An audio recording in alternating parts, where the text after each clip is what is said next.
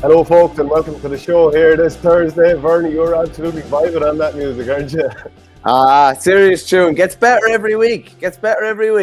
Yeah, it is our signature tune at this stage. Reminder, we're brought to you by ourstore.ie. That's where you get the official OurGame merchandise.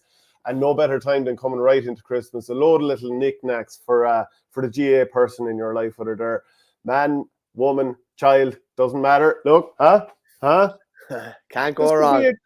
Yeah, there's any amount of stuff there. Hey, huge amount of stuff to talk about in the GAA, which is no different than any other time of the year, really. But I suppose the first thing to talk about is Henry Shefflin. He's been talking about his first year in charge. This was at the launch of the Supermax deal the other day. And, you know, everyone knows they got to the Leinster final and probably fell away the last 20 minutes there. It was something he was disappointed about himself in the aftermath of the game. And then they got to the All-Ireland semi-final, limped over Cork, and then had given an excellent performance against Limerick up until the last few minutes. But he was saying the intensity of the season was one of the big learnings. It was my first time experiencing inter-county management, the split season as well. And once it starts, it rolls pretty quickly until it's over. So the opportunity to do a lot of work in between games is not there. But I've been up in Galway and seen a lot more club games this year, and that has been beneficial as well. We're all a further year on. The management team and I are more comfortable, and hopefully the group are more comfortable. We've learned a lot from that first year, and the job is now to push on and improve. And they said they haven't gone back training yet because the club championships went on for so long. I felt it was more important the lads switched off a bit and got a bit of a break. So we're not going back until December. Do you know, that's one of the things that's probably something that he picked up from being involved with Ballyhale and so many years of going from club to county and realising I'm going to have some St. Thomas's lads who are going to be crucial to what I'm doing. Maybe even some of these Loch Grey lads are going to make a step up now as well. So, you know, I think he's probably thinking from a player's point of view here. Yeah, I think a lot of managers are quite selfish, Shane, I have to say, from that point of view, and they don't see the bigger picture a lot of the time. They think we need X, Y, or Z back next week or in 2 weeks or whatever. Because you know yourself, you will hit a ceiling later. You'd be a bit cheesed off going back when you have to go back, but you'll get through it or whatever, and then maybe you'll get the championship time and that bounce just won't be there in you. Do you know what I mean? The bit of hunger, you do need a bit of a layoff, need to go off on a holiday, need to refresh, recharge your batteries a small bit. So listen, Galway's a bit different than a lot of other counties, like Wexford, for example. None of those guys would have been playing hurling. They would have all been stopped hurling like this first or second week in August. So at least he's had them hurling. Fair enough, they haven't been hurling to inter-county standard, but they've been hurling vast majority to, what are we talking? The vast majority have been hurling up until a month or 6 weeks ago at the very, very earliest. And some of them are still hurling till last Sunday. So I think he's in a good spot. Listen, from even chatting to Ballyhale lads, when Henry was there, he is a real players manager. He understands the demands that are on players, understands about giving them breaks and things like that. So listen, I think he's playing the long game there. I also think he's dampened any expectation for next year quite early, because to me, I'm thinking, you know, I always say to you about, you know, the P beside a team. There's a big P for possible massive progression next year with Galway. When you look at what happened this year, probably flopped a bit in the Leinster final, bounced back well against Cork, eked out a victory, and, you know, pushed Limerick to the pin of their collar for a decent length of time. So they're one of the teams, if you're thinking of where a challenger is going to come in 2023, they're definitely one of them. And he's kind of lowered things down a small bit already. But they'll be contenders this year, definitely. And at the start of the 2022 inter-county season, the Waterford management talked about how it'll take a while to get these Ballygunner lads up to speed, and obviously the league was ongoing at that stage. But Pádraig Mahoney, when we had him on the show the other day, and you can find that interview on the channel there, he was saying that it didn't take that long, and he felt he was back up to speed quickly, which probably augurs well for Derek Ling with those Ballyhale lads and so on, and all the other clubs, for example, Ballygunner again, that'll be involved next year. St. Thomas's also, who are still alive. Just a reminder, we've got the UCD coaching clinic coming this weekend. Whether you're into your hurling or your football, I think you're going to pick up plenty either way because there's such crossover between the codes. But Gerard Brennan, Paul Gavin and Stephen Poacher are going to be there, so that's going to be brilliant stuff altogether. Check the video description if you want to find out where to get tickets there. Galway chair Paul Bellew, he was talking, basically, I suppose the tagline, again, this was at the same launch, we've no interest in winning minors anymore. Do you want to go through what he said the other day? Because, you know, it was quite striking. Yeah, no, it was. And they're obviously talking about trying to get into the 20s are in Leinster now, and he's trying to get the minors in as well. And he's kind of basically saying, if they do get in, they're probably less likely to win trophies. But he just went through it here, and I did think it was interesting stuff, because when you see people actually saying that we're not necessarily interested in winning something, particularly at underage level, it is fairly striking. He just said, I think if we do go into Leinster, it will mean Galway winning less minor titles. That might seem a strange position to take, but that is how we feel. It's about the games. It's about development. We have won a lot of minors in the past, but we have no interest in winning minors anymore. It's about getting the lads through. And in fairness, we have 2 management teams that are in that space. Fergal Healy in particular, who spent 2 years with the seniors, he has completely flipped his mentality as a minor manager. He knows the question is, what do I need to do to get these guys ready for 1920? So that's positive. That's where we're going. We're just announcing a new partnership with Satanta College, and that's focused around that. We just want fair play. He just to give Tipperary as an example. He said, let's take Tipperary. They played 8 games last year. He's talking about the minor. Let's say they're successful again next year. A 16-year-old who had 2 years then could play 16 times for his county at underage. A similar player in Galway could play 4. That has an impact. That's 16 match days you're getting up for, 16 match days you're going into Thurles for, or wherever. Ours are getting 4, and that has repercussions down the line. It's ridiculous. We have a very good team coming next year. We may win it under the current format, but it's not about winning it. We would rather play 7 games and lose it than play 3 and win it. What do you make of that? I completely agree with him. And this is something that we've probably talked about many times over the years. Even as a club player, if you get to play 6 championship games in a year, and you do that year on year on year versus playing, 2 or 1, even if it's straight knockout. I mean, how is club hurling or club football ever going to kick on? He's totally right there. And I've spoken to people who've been involved with Galway setups over the years, and you'd say, why hasn't this translated into senior success?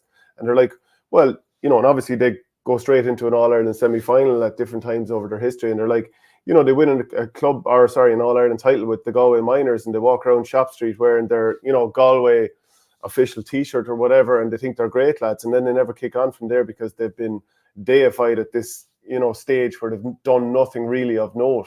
That minor is seen as this huge thing, when really, I agree, it is about bringing lads through and making sure that players get a huge amount of games. Even think about it over the years. How many decades were, we'll say, Antrim held back because they went straight into an All-Ireland semi-final, having played in, Ulster wasn't as strong as the other provinces back then. How much further up the line would Antrim be if throughout their history we had Leinster plus Antrim, for example, plus Galway and Munster over the years? How much better would things be if you didn't have these lopsided championships? So I couldn't agree more with Paul. I think he's on the ball there. It's all about games as well, from the point of view of the more games you play, not even the more games like me or you are going to play for starters, but the number 23, 24, 25, you go deeper into your panel, more lads get games, more lads are, their interest is retained or whatever. Their eyes maybe aren't going towards another sport. So I would definitely agree with that. And listen, it's a shift in mentality with a lot of clubs as well, that they don't see that they need to win every underage title or anything like that, as long as they're being competitive. Listen, to me, the big thing, particularly at club level, is that if you have 25 young fellas playing at under 7, how can you maintain that number as much as humanly possible by the time you get 10 years on to under 17? And to me, that's winning, really. If you can have, you're always going to have a little drop off. You still have 21 or 22 of them by the time you get to under 17, and you're able to carry them through to adult grade. You're on the pig's back. So it is not all about winning to me. And a lot of it is, if you're going to maintain all those numbers, you're going to have to make sure that they're getting loads of games. That it's not just the first 13 or the first 11 or the first 15. As long as you're being competitive. And you see a lot of the rural clubs are very good at it, maintaining the numbers nearly the whole way through. You'll always have a little natural drop off, but if you can keep those numbers high and keep the interest high, and games will definitely help to do that. Yeah, that's winning. You went very Al Pacino there for a second in any given minute. That's winning.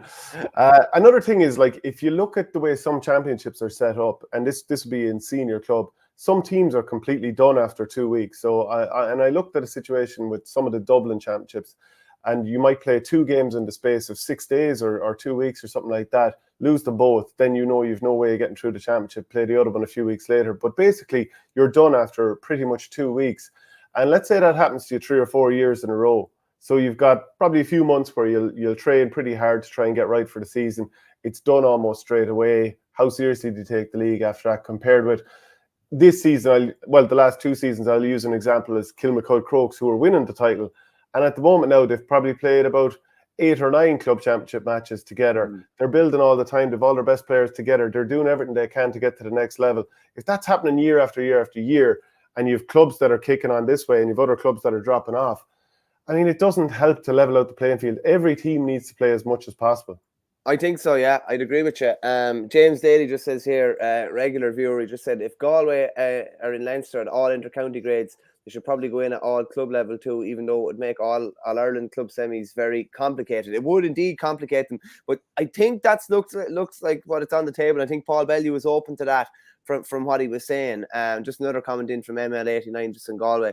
Always thought the old way was an awful hindrance to Galway. Minor was more of just a barometer of natural talent, and no shortage of that in Galway, but comes against them in development point of view. Yeah, it comes against them, I think, in the long-term point of view as well. And when it's all about winning and trying to get over the line, like if you have a panel of 36 or whatever it is, it's really only going to be your 19 and 20 players that are really seeing game time. So there's, there's 16, the guts of 15 or 16 players that have been left out. Funny, Shane, I know you were chatting to him as well this week, but I was chatting to Oisin O'Rourke, and he actually said was it last year, 2021, he was in with Dublin, and he said there was a period of time went past for about 8 to 9 months that he didn't play a full game of hurling because he was coming on or been bit part and sessions were shorter with COVID. And he said he went back to the club and he actually wasn't match fit, and it took him 3 or 4 games to get match fit. So it is a tricky balancing act for those numbers, probably 24, 25 upwards, that aren't getting that much game time. And the more games that are played, that's why the Munster round robin, yes, it's very attritional and all that, but you really have to go deep into your squad. You have to. There's just going to be natural injuries. There's going to be more everything. It's just going to be more people involved, and that helps your squad. And in a roundabout way, obviously helps your county develop because you're developing more players as well. So it's nice to hear that type of approach being preached from the top. Yeah, Paul Flaherty says the more the games these young lads have, the better for Galway hurling. James Daly said, make no bones about it, Galway have ridiculously underachieved with the talent they have. They've produced some serious players over the years, and they've given us in Limerick savage battles recently. Just one final point then on Galway. Ian Burke is back for next season. This is something we talked about earlier this week. He's a huge addition. He's obviously an all-star probably 3 or 4 years ago, maybe 4 years ago. Yeah, 2018, yeah. Like, what an excellent creative player, and maybe something slightly different to what they have. So think now 2023, assuming everybody's fit, Shane Walsh, Damien Comer, Rob Finnerty, Ian Burke, and then obviously they have a lot of other worker bees going around them, and other quality players too. It's a serious selection. Yeah, and maybe Peter Cook as well, who is around now and might be able to work I know he's working US hours from his Irish base, but he might be able to work around that. But Ian Burke is he's such a dainty little inside forward, isn't he? He's really elusive. He loves being called dainty. Yeah, but he is something. I think it's key, the word you used there. He's different. He's a different type of player, and you won't look at David Clifford is a certain type of player. Sean O'Shea is a different type of player. Stephen O'Brien is a different type of player. You need different players to complement each other within a forward line. And a lot of time, I would have seen Ian Burke's best stuff was actually not scoring; it was creating. And if he's creating for Comer, Walsh, Finnerty, etc., happy days for Galway. That's interesting that you mentioned different types of players or expanded on that point, because I don't know if you heard Didi Hamann. He was on the RT coverage the other day when they were talking about Germany, and he was saying that all these German academies over the years, that it seems that because they've been training every player the same way, give or take, that they seem to be producing the same type of player. So they've a load of these really good technical players, maybe archetypal midfielders, but where are the strikers? It's a long time since they had a number 9. Even Closa was left there as a striker for a long time, but was he, he was, to me, slightly makeshift number 9, even though he could lead the line. And then, Thomas Muller's played there so often in recent times. I'd look at Spain sometimes, and if you take out Morata, who is not overly trustworthy, he'll probably score now this evening just to sew it into me. But who are their strikers? They have a lot of kind of small, nacky type players. Yeah. But whatever coaching is going on in GA as well, it probably has to allow for the fact that we want the target man. We want the sort of glamorous type player. We don't want everyone being this sort of mechanical wing forward who's up and down all the time, just wants to work and doesn't have other strings to their bows, which in some ways is good that clubs just allow players to develop their own ways, that they're not all little mini academies, because you do have room for, where's the next Bubbles O'Dwyer coming from? A player that's got that little bit of X factor and something slightly different. are they all going to be 6'2" powerhouses who just turn and go at their man and run through the lines and all that kind of stuff? Are we sort of heading for that? Yeah, it's funny. Remember Dunphy was talking about Wes Houlihan, street footballer.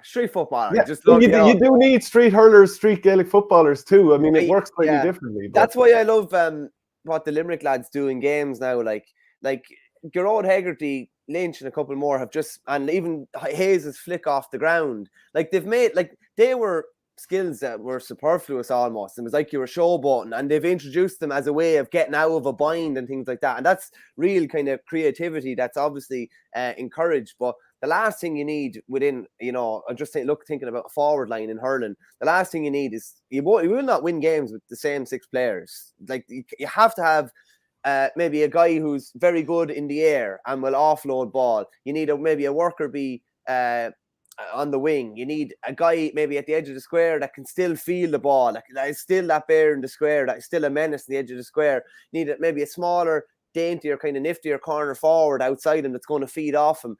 Like they all kind of complement each other. And I suppose that's from a Galway point of view what's really exciting. That the fact that they will have they'll probably have 6 completely different footballers playing within their forward line in particular. And you'd imagine they'd all complement each other. Yeah, and then Conor Brown, he's opting out of Kilkenny for next year. This is something I was chatting to somebody in Kilkenny about the other day. I do believe that Richie Hogan is still going to be involved for next year. So yeah, he's had a very long career at this stage. I think it's 07, probably, maybe even slightly earlier than that. That he called in the week. Was he called in a week or two before the All Ireland final in 07? I think he was named at number 30 or something. I think for that 07 All Ireland. And he made his debut in 08. Yeah, I believe a couple of other players from Kilkenny are also away. I think I'm not going to name names because I haven't had it absolutely confirmed. But I can actually, because I think Richie Lahey is away, and I think James Maher is going to be away. Exact names, yeah. And Mikey Carey is definitely away in 2023 and possibly beyond that. So if you look at it from Derek Ling's point of view, he's starting 2023 without 2 starters from the All Ireland final, which is a difficult enough one. I suppose. On the flip side of that, he's bringing in under 20s last year, or a couple, because I don't think you bring in too many of them, because a lot of them are still underage. Like he has plenty to work with there, and as you say, if the likes of Richie and that are staying on, at least he's not going to be shorn of experience either. But he's working at the moment. He's going to be working off. I think there's a dozen Ballyhale players in there, and I believe Colin Fennelly's not one of them, and won't be one of them for the foreseeable, from what I gather. But he's the guts of 60 players that he's working with at the moment anyway, outside of those Ballyhale guys. So there's plenty of talent there. Just going to have to mould him his own way. And I do think, like Mikey Carey and Conor Brown leaving, I think does open the door for a Dara Corcoran or a David Blanchfield in particular to really nail down a spot this year. Yeah, Pam Moore says, a bit like Cork, to be honest, like whippets in stature, need a big John Carroll. Paul Flaherty back to Galway here says, leave Ian Burke isolated side, very quick in his feet. He'll do damage like Aaron Gallan does in the full forward line for Limerick. ML89, confidence helps for those skills a lot. No way Hegarty would be trying those flicks pre-20. Yeah, there's definitely a point in that too, the more your confidence grows. Fair play to Davey Burke and Maynooth last night. They made a bit of history winning their first Division 1 Football League, edging out UCD. A brilliant late point, or maybe even a controversial late point. But it's kind of surprising with the likes of Alan Brogan and Woolley and all these players have played for Maynooth in the past. It was slightly surprising that they'd never got this done before. But then, of course, some of the other colleges probably were able to offer more scholarships and had bigger names over the years. Yeah, I went to see Maynooth play DCU last year in the Sigerson, and that was a fairly star-studded DCU team. And obviously they had the late Red Oak Murphy playing for them as well, and he was brilliant the same night. But Maynooth were a bit off it, and I thought they'd struggled to qualify from the group, but I think they did qualify after last year. And a lot of those players that played last year, the likes of Paddy McDermott and that, would have had more time in Maynooth or whatever. But Davy's some man, because I'd say Davy's going to be doing morning sessions with Maynooth and then doing evening sessions with Roscommon. And he will do, there's one thing you can guarantee out of him, is that when he's over Roscommon, that Maynooth will get the same attention, if not more, as what they've gotten before he took on an inter-county job. And Roscommon will get plenty of attention too. But it's a great achievement for him. And listen, it's it's another string to his bow. If you look at it, it's that under-20 All-Ireland county title with Sarsfields, a league title with Maynooth now, and there's something else I'm forgetting, promotion with Wicklow as well. So like that's a nice little CV assembled in 5 years of management, we'll say, including his inter-county career. So signs are good for Roscommon, and signs are good for Maynooth as well. Yeah, and we had him at one of the coaching clinics recently. You can check out a couple of clips there, both on our Patreon, patreon.com/OurGame, and there's one or two on the Twitter as well. Adrian McGrath is not necessarily going in with what we're talking about in terms of producing the same types of players. This academy theory is nonsense. The most prescriptive academy in world football is La Masia. Produced Xavi, Iniesta, Messi, Xavi, Iniesta, and now Gavi and Pedri. Talent will always rise. Well, I would say that they are all fairly similar types of players. And I mean in size profile, nicky-nacky, tiki-taka type of players. Like, where are the Barcelona players that are the 6'4" striker? Where, like, for years, they even gave up on playing centre halves and just put Mascherano back there instead. So I do think, to me, that the point does hold that producing different types of players is what we're talking about, that you don't, and yes, those players aren't all the exact same, but broadly speaking, there's a lot of similarities in them in terms of what they do. And I just think that if you are, let's say, Offaly in the next 5 years, you don't want to produce just a load of lads who are wing forwards. You want to also have that creative centre forward. You also want to have that centre back who knows how to read the game. You want an ignorant fullback, and you want someone who's a bit like maybe Aaron Gillan on the full forward line. You need different types of players, and that's the point I'm making. It's funny you said it there. I don't like, immediately when you were going through players, I was thinking James Matton, Dan Ravenhill, Adam Screeney. I was literally thinking these players as you described the different types of players. So hopefully that'll follow through to senior level with a bit of luck. Here's hoping anyway. Yeah. Okay, so I'm going to play a little bit of an interview I did with Declan Hannon yesterday. Done plenty of interviews during the week, so here's just a little clip talking to him. That you could say to other aspiring 17-year-olds that, you know, it's not all going to go plain sailing, you know, captain the team 4 times to All-Ireland. Yeah, 100% sure. Jeez, it's like 2017 isn't that long ago, and we played 2 games in the championship and last bought them, and you know, prior to that we had 2 poor campaigns as well. So you know, it's part of sport. It's going to be highs and there's going to be plenty of lows as well thrown into that. But I suppose that's the nature of it. That's just the way it is, and you have to. I suppose you learn to deal with things, you know, better than maybe if you were young for trying to learn with defeats or poor performance or something like that. But yeah, it's just, I think you just have to accept it and move on and try and get better the next day.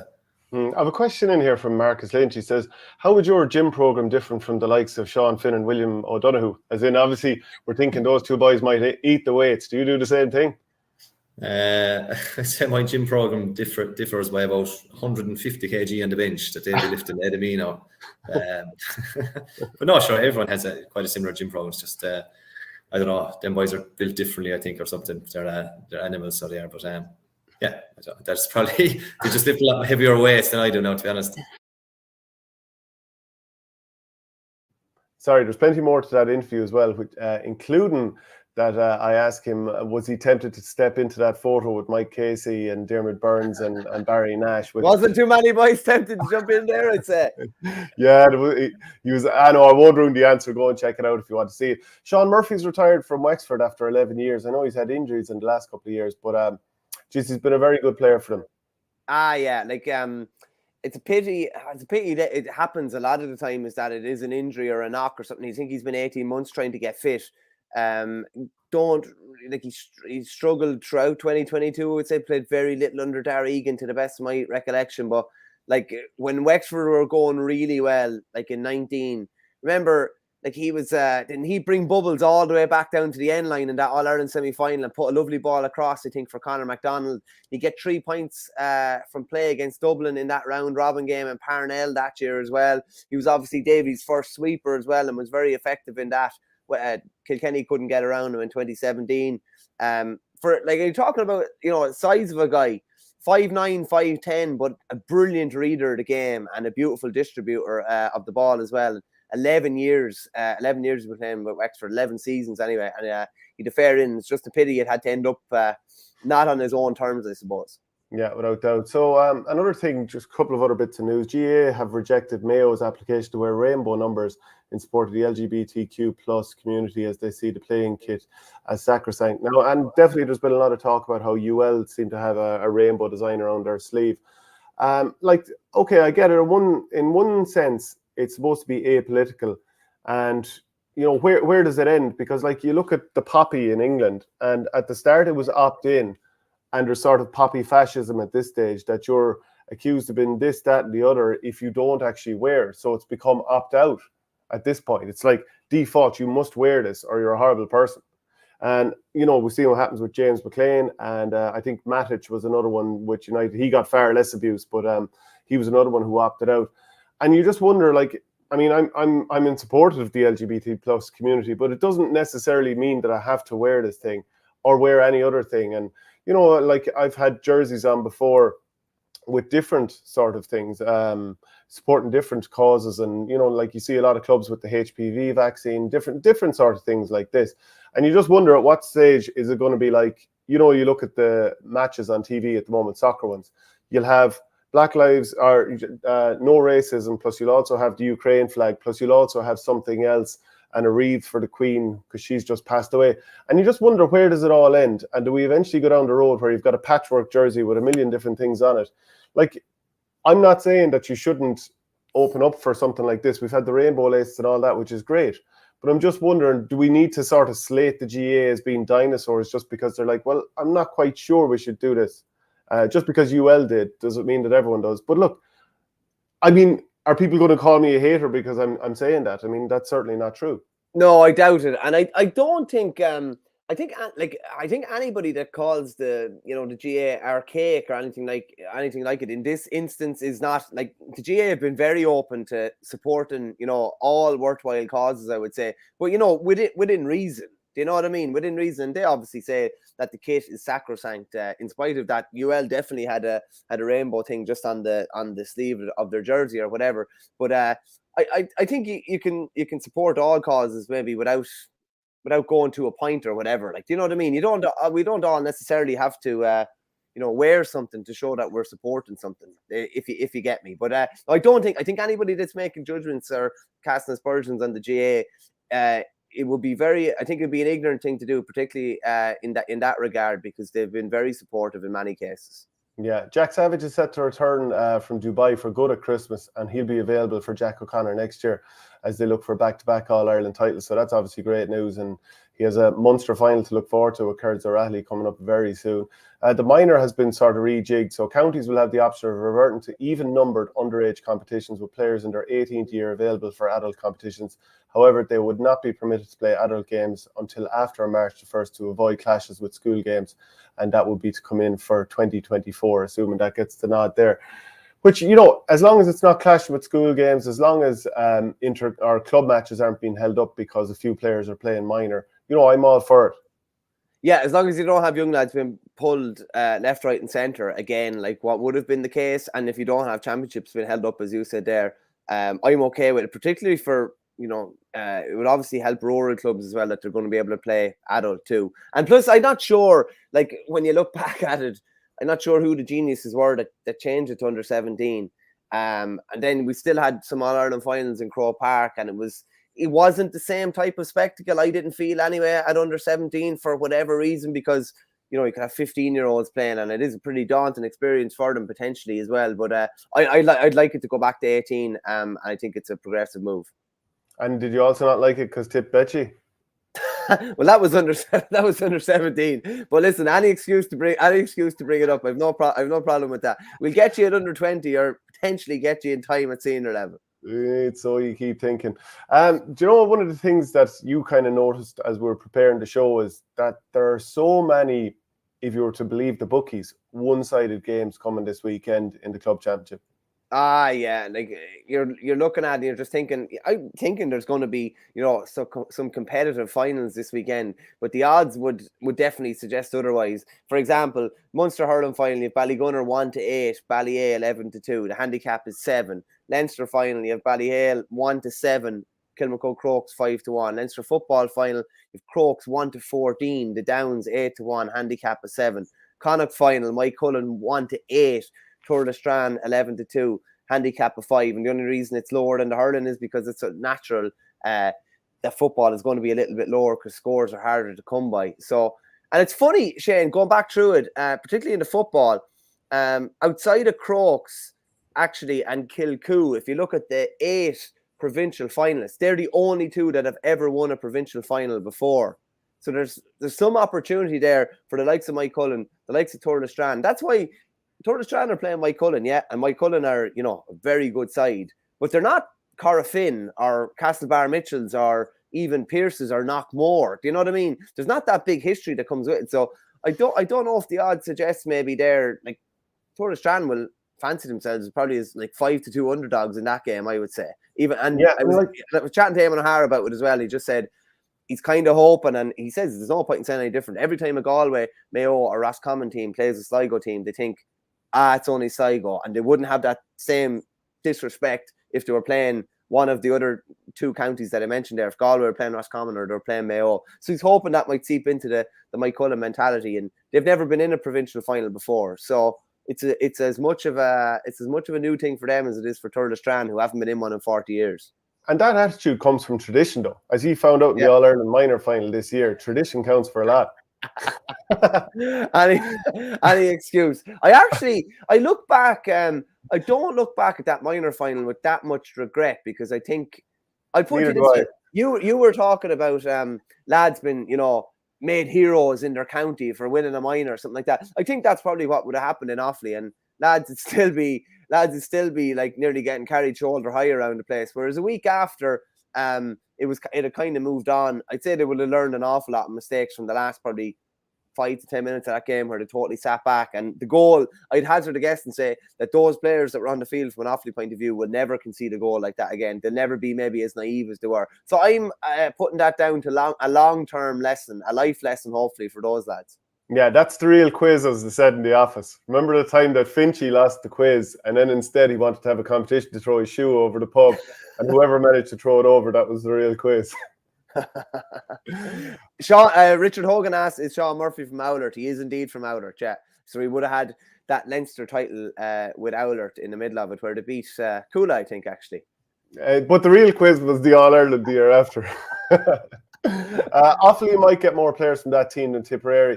Well, then again, you'd have more room on your team than Tipperary. Shane, when you finish bottom of Munster with no points, there's plenty of room, in fairness.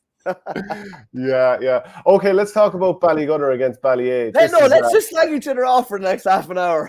Well, look, we both enjoy doing that too. We'll talk about Ballygunner against Ballyea, but I suppose I just want to start out with a little bit of a video from Paul Flanagan, who's, of course, a star these days for Clare. I just found it interesting that he had gone from being was he the under-21 captain for Clare when they won that All-Ireland? Yeah. One of them, he went from that to he went challenging for a place with Clare. It didn't quite happen for a long time, but he was analysing teams on TG Cahir, and I thought that was kind of interesting, where he's gone from that position to analysing lads he played with and that he might play with and against in the future. So here's what he had to say. Being a player, obviously you're on the All-Ireland winning under-21 teams. Then you end up being an analyst speaking Irish for years on TG Cahir, and now you're, in the games where you're being spoken about. That's been quite a journey for you. Yeah, it's interesting. I suppose that's the day job, Laura Gaeilge, and it's great. I enjoy it. I'm very fortunate to be here in Art School Reach in Limerick, which is a big sports school as well. So there's a big crossover there between that. I suppose there was a time as well, Shane, that I found that I was probably, you'd nearly feel like a little bit of a fraud, that I was playing. I was probably doing a little bit more analysis work and wasn't playing as much as I probably wanted to either. So, but it's been great. Like I actually was doing the Munster final, the Munster club final last year down in Páirc Uí Chaoimh, where Ballygunner played off against Kilmacud. So, yeah, it does come full circle in some ways. Yeah, and did you ever find it kind of like, so I suppose you had a lot of injuries over the years, and that probably held you back with Clare, was it? Yeah, like I had successive injuries there with issues with my Achilles tendons and then went for knee surgery in 2018 with a patellar tendon issue. combination of that, I suppose, and just not getting in. Case of my own probably battles on that front as well. Struggling to get into the squads, match day squads, and struggling to get on the field. And players, you just want to play, as much as you possibly can. So getting that bit of rhythm back, getting a bit of momentum back, and probably getting your body in a good physical place has helped an awful lot. Yeah, so the full chat there, you can go to OurGame.ie and get stuck into that. I thought you was going to break out into Taylor Swift there for a minute. He said players want to play. So, like, if you go back a year, geez, they took an awful beating against Ballygunner, didn't they? They finished 320 to 2-6, and that was in Cusack Park in Ennis as well, so it was in front of their home supporters. Tony Kelly wasn't playing, but does that really explain a 17-point defeat? To me, it does a bit, Shane. It's funny, it was 17 points as well this year with Kilruane and Ballygunner, and I think there are fair similarities there. Ballyea were without Tony Kelly he came on in the semi-final, I think, and got 2 points last year, but they knew they were going to be in the county final without him. I honestly think, and I'm not making, this is not an excuse, but I honestly think they threw absolutely everything out that county final. I was down at it against Ina Kilnamona. Like, there was lads empty themselves every day, but there's certain days when you're starting 10 or 15% or maybe even 25% behind the 8 ball, and you just lads have to rise above. They would have celebrated that well. They would have known what was coming. They would have known what was coming without their key man. They're not 17 points worse than Ballygunner even without Kelly, but it's kind of potentially a mindset thing as well. Like, they were absolutely blown away. But to me, it's the same as Kilruane this year. It was a case of job done. And obviously Tony's back this year. I think the mentality will be completely different. They came through a war against the Bars the last day as well, even though it was 15-14 for long stages, and they should have been coming through. They should have been coming through that. I do think it'll be a different prospect on Sunday, I have to say. Yeah, I agree. So A Sully 180 says Ballyea won't be far off it, lads. And Adrian McGrath, Clare native, of course, who's a regular commenter, says you better believe it. Can I ask you, Shane, just on what we were saying? So we're talking about those 4 games where there's massive favourites and massive underdogs. Like, who do you think is the most likely to, if there's going to be someone to rip up the script, who's the most likely to do it? I'm very curious to see how the Downs are going to do this weekend, because I was really impressed with them when they played Rathote, and it was a brilliant game and it was quite an open game and all that, and maybe Crokes are the sort of team that can manage a game and will put them to the sword, in a way that I'm not entirely expecting. I think Ballyea will go hard at this one, but I can't see Ballygunner not winning it by hook or by crook. I think Crokes can give Ballyhale a very good game as well. I'm interested to see who's injured and who's not. And to be honest, I actually think all of these games will be quite competitive, despite there being -5, -7, -7, and -6 on the games that we've just discussed there. Like, I don't see any of them being a walkover here. Do you agree with some of these like heavy favourite tags? I think if I was really confident in one team, it would be the Crokes footballers. I think Ballyea have a point to prove. I think the hurlers are a huge price. Although I think Ballyhale are the best team in the country, I think Crokes are a very good side. And the other one, I think Turlestrand might put it up to Mike Cullen as well. But I think Ballyea and Ballygunner will be tight, and I think it'll be tight for long stages. I'm just not sure. Ballygunner, like you could say, Ballygunner look better than ever. I would say in the second half against the Piercing. Have they ever played better than what they played in the second half against the Piercing? I don't think so. So you have a team who has that monkey off their back and are now realising. Like, we kind of asked Pádraig on Monday, like, they literally think that they can solve any problem that's thrown at them in a given day. So a lot of things will have to go right for Ballyea, and Tony will have to have a game of games. But he has, I think he's a lot more assistance than he had anyway. Even Gary Brennan is obviously very important. Is it Mossy Gavin that's inside in the corner? Very good player as well. Some Brandon O'Connell, the cornerback that got the point the last day, he's called in McClare, I think, isn't he? Obviously, you still have Jack Brown, you still have Flanagan, you still have Guzzy O'Connell, you still have Gudgy, you still Guzzy or Gudgy, you still have Cottle O'Connor, you still have even Gary's younger brother. Like, there's plenty of talent there, like, no doubt about it, plenty of talent there. Yeah, just a reminder, we're brought to you by ourstore.ie, which is the official merchandise of Our Game. So you've got a huge amount of different tops here in a range of different colours for men and women. Maybe you're a Limerick supporter, maybe you're into your Kilkenny, pretty iconic design there. There's so much stuff there for men, women, children, bashed. Everyone can get something there. And also, we've got that coaching clinic coming up this weekend. Really looking forward to this. Ger Brennan, Paul Galvin and Stephen Poacher. So much to be picked up, whether you're a hurling person or a football person there. You can get the link to that in the video description. Michael, you're supping out of the monkeys to nuts. Nuts from a monkey, Ger. There's some great gear there to be got, in fairness. And there's like, the GA is unrivaled in this country as regards the fan base it has. So you can't go wrong whether you're from Limerick, Wexford, or wherever it is. There's something there for everybody, and there's plenty of other sports involved as well. Yeah, sorry, I should have said Ballyhale by 5 says A Sully 180. Ballyhale probably closer to Ballygunner than Crokes are to Ballyhale, and that's still a 6 or 7 point game. And Richard Hogan actually interestingly points out that Gudgie O'Connell was also missing last year for Ballyhale. As a cornerback, Mick, you need to wear that Dick O'Hara t-shirt someday. Yeah, we'll have to get And you know, Shane, I love to support Kilkenny as well, so I'll wear that, no problem. Oh, look, geez. I'm surprised you haven't been banging down the door to get it. Let's get the tactics board up here and talk about Ballygunner against Ballyea. So I'm just wondering, will Ballyea decide to put DC in full forward? And I think Barry Coughlin is probably the natural matchup there. Aaron Griffin, he's a very tasty, pacey inside forward. And I think Ian Kenny will generally pick up that type of player. Mossy Gavin might drift a little bit. Then you're looking at, I mean, one of the things that Ballyea would have said is that they were probably cleaned out in the half-forward line the last day. They didn't win enough high ball. Now, O'Connor is obviously a very big man there. Now, Mossy Gavin isn't necessarily. Tony Kelly can win a high ball, but I don't know, maybe Gary Brennan would be pushed up there to be a half-forward option. Maybe Lillis, but there's talk that maybe Lillis would go back. Lillis or somebody else would go back and maybe man-mark Pádraig Mahoney, who's the conductor of the orchestra, to allow Jack Brown to sit in front of Fitzgerald and Hutchinson. What are your thoughts? Is there anything that stands out to you that you think could work well for either side, or anything just in general that sticks out to you? Just looking at Tony, because he's always one of the first people you're going to have to go to. If you look at the Ballygunner half back line in Ronan Power, Philip Mahoney and Shane O'Sullivan, there's no obvious marker, shall we say, for Tony there. So is it a case of potentially, Ian Gavin or Ian Kenny being pushed out potentially to pick up Kelly?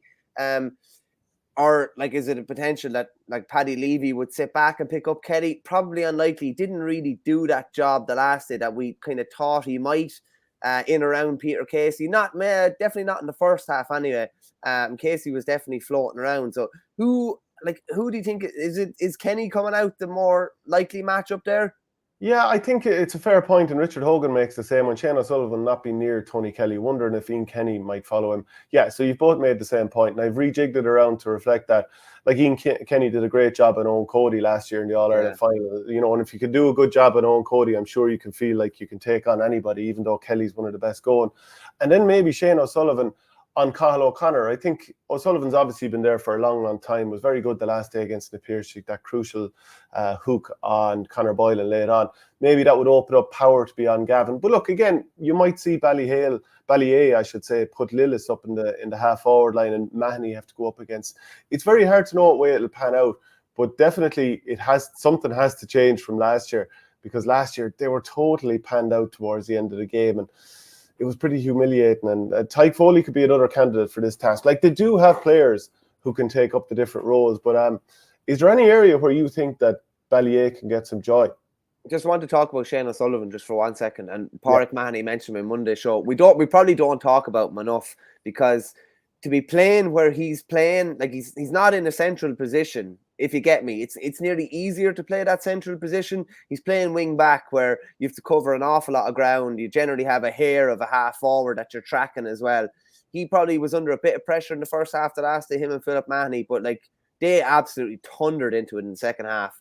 And I don't know if it's because he's the kind of sports psychology background, but he literally thinks he can go through walls at this stage. He's just getting better and better and better year on year. Even in the All-Ireland Club final last year, he was probably their best player. I'd say him and Pádraig Mahoney, even when they were struggling.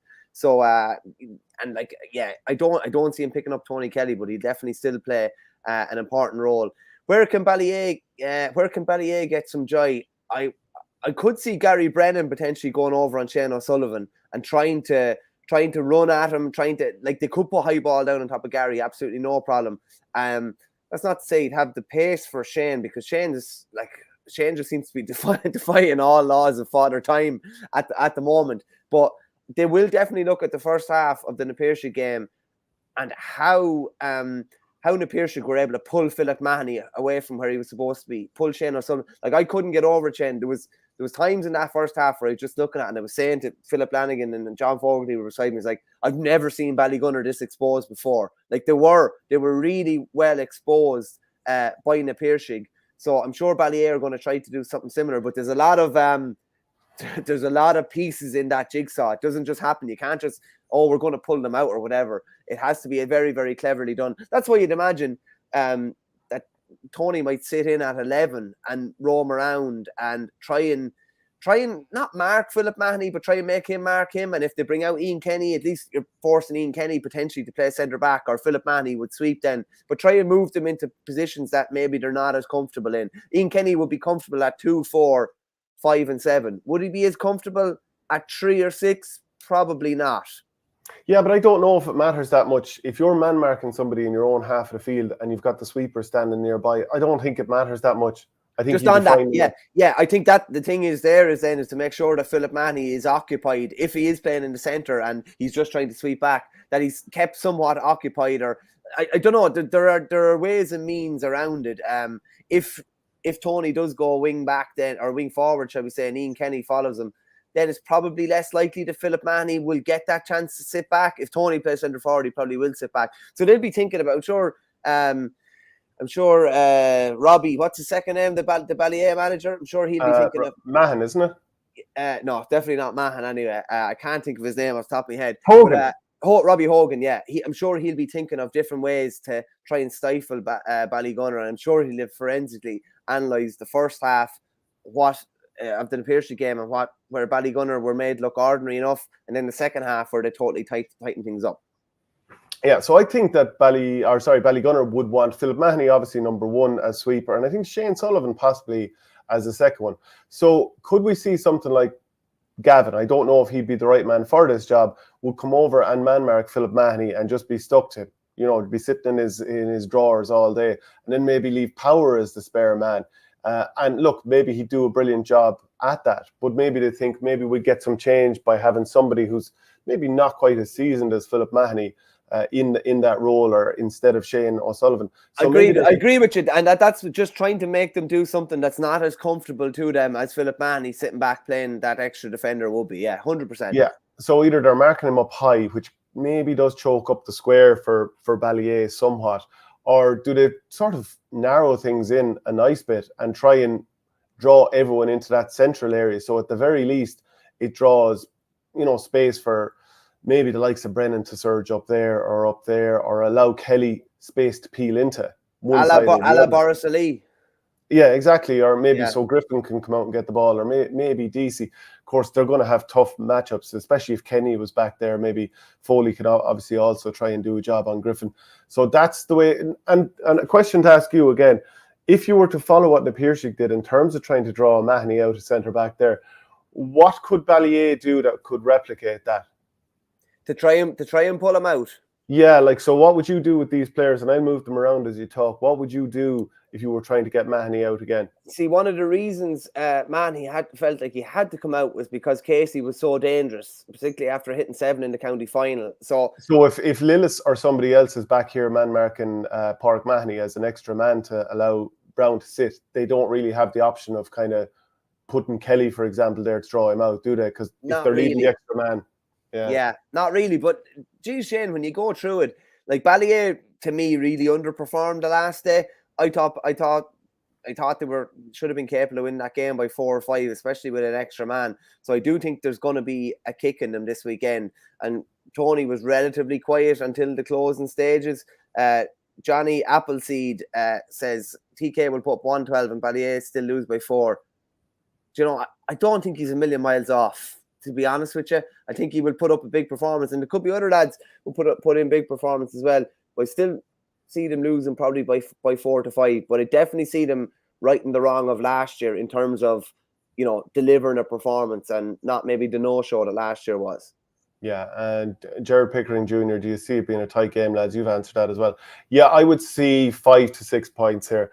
I hope it's really, really tight and goes down to the last puck of the game because, every classic game we can get is obviously a huge addition to the season. Sully 180, don't puck ball down onto the Ballygunner half back line. Work to the middle of the field, heads up play it inside and then support the man on the ball. Easier said than done. Yeah, and if you're going to draw lads back and sort of have that extra man back there, you've got to make sure that they're really tight to their men. Because when Ballygunner turn you over and then they all of a sudden play it out to the wings and Mikey Mahoney or Kevin Mahoney are there and then they're pulling you down the field like we saw with Killarwan, then all of a sudden they're delivering it inside for Fitzgerald and Desi Hutchinson in there. You're just in an awful lot of bother. And I know Jack Brown can be back there as a spare man all he likes, but if the ball going in is good, it's going to bypass him and those two lads are going to put the ball over all day. 100%. Just on that, Shane, just quickly, before you go to that question, we talked about Ballyea an awful lot, but Ballyea are the ones that have to answer all the questions, really, aren't they? So, like is Paul Flanagan, is it as simple as Paul Flanagan's going to pick up Desi, or will Brandon O'Connell pick up Desi? I'd say Flanagan because he's done all right with him in the past. So I think with someone as important as stopping Desi, you try and stick with what you feel has shown that it's worked before. Yeah, no, I'd agree with you, and I think Brandon O'Connell and Fitzgerald will be okay. Like it wouldn't. I've heard people saying that maybe Gudgie would go back on him instead, and O'Connell would be slightly further out the field. That Gudgie might sew it into him. Oh well, I'm glad you said it. It is like what you said about Jack Kavanagh last night. It is will be Gudgie lowering the blade somewhat and using all his experience, and there's no issue with that. It will depend on the type of ball that goes in as well. It's going to have to be 50-50 at worst, 40-60 for the defender because Fitzgerald will skin you otherwise.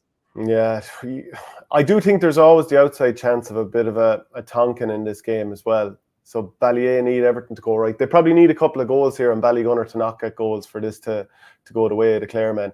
But keep the comments coming in and let us know. Adrian McGrath says Ballyea have to go long. They don't have the players to carry from deep defence. And maybe that is the case. Definitely not as comfortable as Ballygunner to carry anyway. No, and a few teams are. Does TK float around the middle and look around the defence from deep? Shooting from distance could work, but depends on the weather. And that's a very fair point because if you look at the game with Killarwan, the space was probably 60 yards from goal. It certainly wasn't inside the 45, so he probably will have to drift. And then the question is Ian Kenny going to follow him into his own half? If you remember like several years ago, and when we were analysing Ballyea ahead of the All-Ireland Club final in 17, a lot of it was based on, I just bring up the tactics board one more time here, a lot of it was based around Tony Kelly operating in this part of his field, of the field and collecting ball and then surging forward. Yeah. So maybe there might be a slight return to that rather than, in more recent times, you've been looking at him maybe starting inside as he did against the Bars. So maybe they will move that around a little bit. Maybe so. And just we skipped over this question. Hurling 1234 just says, in your opinion, how many Ballygunner players will start for Waterford? Well, I hope to see Stephen O'Keefe back in. So he'd be one. It'd probably be Stephen O'Keefe, Ian Kenny. That would probably be all from the defence, I'd say, Shane, realistically, is it? I think so, yeah. Unless someone is called up, yeah, I'm not sure. And obviously Philip Mahoney isn't going to go back. After that, I presume Levy will get a call in and maybe Conor Sheehan as well. I'm not sure if either will start. I would see Peter Hogan as the starter as long as he's injury free. Pádraig Mahoney will start and Desi. And then one of the other two Mahoneys, Mikey or Kevin, could push, but I think it'd be tough to get in straight away. And I don't think Patrick Fitzgerald is going to be that far away. So that's how many. Like, I don't think Stephen O'Keefe is going to go back. He is the best keeper they have, but I don't see him going back. So that would be, to me, 1, 2, 3, 4 with a possibility of 5. And how good is that from a club point of view and your team's point of view that they're just kind of strong all over, aren't they? And they've a lot of lads that are like Philip Mahoney was a very good county hurler, but he's at that stage where he's an exceptional club hurler. Shane O'Sullivan the same as well. They have a lot of lads that are really, really good club hurlers. Whether some of them make the step up to inter-county, it'd be interesting to see. But it's definitely for Ballygunner's benefit at the moment, anyway. Not to mention that they produce forwards. Like, it's easier to sort of manufacture a few defenders, but they're pulling out forwards all over the place. Richard Hogan says Kevin Mahoney would give Waterford a real target man up front. And I spoke with Ozzie Gleeson. You can find the interview on OurGame.ie about Waterford heading into next season and what it's been like going back to training in the last week or so. So that's very well worth checking out. The Munster Intermediate final is also on this weekend. Roscrea are against Monaleen. Now, I mistakenly said that Owen Breslan was in the middle of a 3-month sideline ban, but it was actually a 1-game ban. I think he likes to watch a lot of the games from the stands. So I got that one wrong last week. Tell you a good one about Owen. We played Tummyvara in a challenge game in Ballygunner years ago. Could have been 07 or 08. And we had a young fella on him, and he was kind of annoying him, and he was denying him the ball. And Breslan just got the ball and poked it about 200 yards into an adjacent field. But I always thought it was gas. Yeah. So Liam England and on one side, Roscrea man, Owen Breslan, Tummyvara man, the other side, and Eddie Brennan involved also. So the semi-finals, just for anyone who missed our review of them not too long ago, Roscrea beat Inishgara 117-3-9. So obviously there wasn't that much in it for a finish, but 2 goals from Inishgara in injury time very much tightened it up. Roscrea dominated an awful lot of that game. Luke Cashin hit 1-8. Alan Tynan, once he went out to midfield, he started to take over. Evan Fitzpatrick was really good in the half-forward line also for Roscrea. But there's some of the inside forwards they have can probably produce a little bit more. Conor Sheedy, Sam Conlon, and there's a couple of other players that can probably kick on to another level there. Monaleen, I haven't seen them play, but I saw their highlights against St. Joseph's Dura Bearfield. They won that game 2-13-16.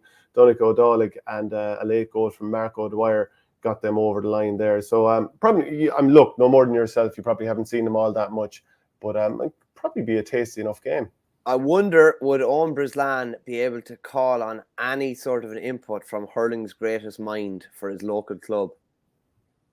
Hurling's greatest mind of Paul Connacht. Yeah, mad, isn't it? Be a nice one to have. It'd be a nice one to be dipping in if you had him up in the stand even watching.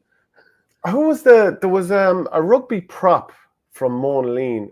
Oh, can't think of his name. And he won a county football title with them, and I can picture what he looks like. Let me look it up. That rings a bell, actually. Yeah, it's gas. It's a massive crossover. I always say to you, Shane, as well, Connacht will eventually get into football because football is his game, and I think it'll be fascinating when he does. Whenever the Limerick train, pulls into the station for a while, I think he'll step off and he'll probably step in potentially with Limerick, maybe not straight away, but I tell you something, he'd be a fairly sought after commodity anyway. I can tell you that.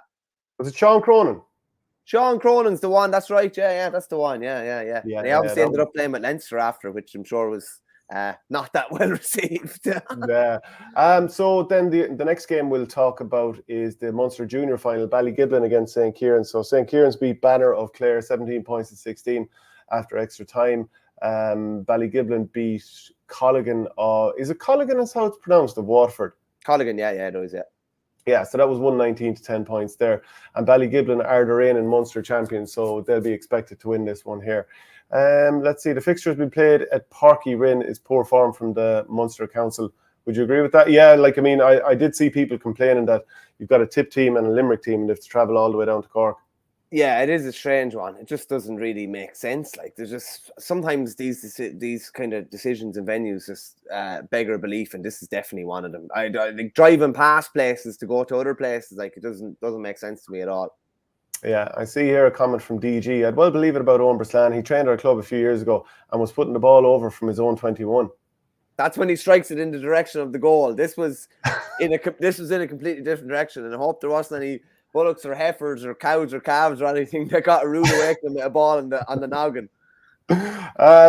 So we've got the Ballyhale Kilmacud Crokes game coming this week. Ballyhale, and that's going to be at Croke Park, which is a fine venue for this game.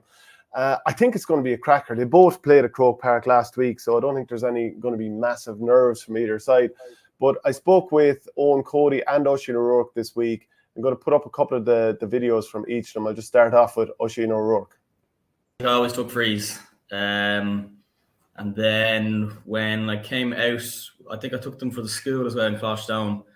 And then with, I think every team, I kind of was just asked to take them. And then Crokes the last few years, I've been kind of on and off with, because we have great free takers. We've had Sean McGrath, Mark Howard was an excellent free taker.